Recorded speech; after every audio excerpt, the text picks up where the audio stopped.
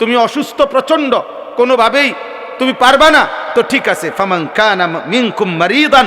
তুমি যদি প্রচণ্ড অসুস্থ হও, যে অসুস্থতা রোগ বেড়ে যাবে রোজা রাখলে, তো ঠিক আছে, যখন সুস্থ হও তখন তুমি কাজা করে নিও। আল্লাহ বলছে লম্বা পথ সফর করবা, তোমার কষ্ট হবে, মুসাফির, ঠিক আছে, তুমি ওই সময় রোজা ছেড়ে দিও, অন্য সময়ে যখন বাড়িতে থাকবা কাজা করে নিও। তুমি যদি একেবারে বৃদ্ধ দুর্বল হও, যে আর কোনোদিন সবল সুস্থ রোজা রাখার মতো যোগ্যতা তোমার ধারণা আর কোনোদিন হবে না, তো আল্লাহ বলেন অসুবিধা নাই, যাও, ফিদিয়াতুন তুআমু মিসকিন, প্রত্যেক রোজার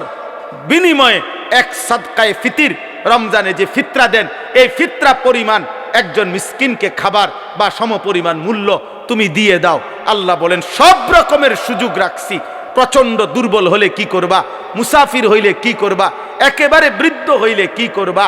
এইভাবে গর্ভস্থিত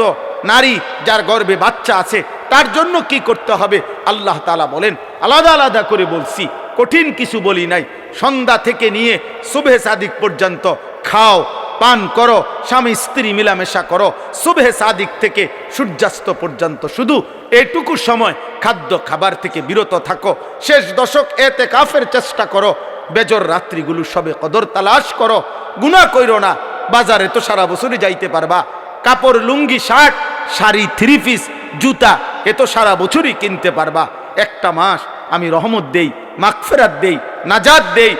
এক একটা নেকিকে আমি 70 গুণ না শুধু হাজার লক্ষ কোটি গুণ নেকি বাড়ায়া দেই। এত কিছু দিয়ে আমি চেয়েছি যেন আমার বান্দা জান্নাতি হয়, মুত্তাকি হয়। তুমি বান্দা কদর করো, আর যদি কোনোভাবেই কদর না করে তো শেষ কথা হলো, মনে রাখবেন রমজানকে যে কদর করে না, রমজানেও যে গুনাহ করে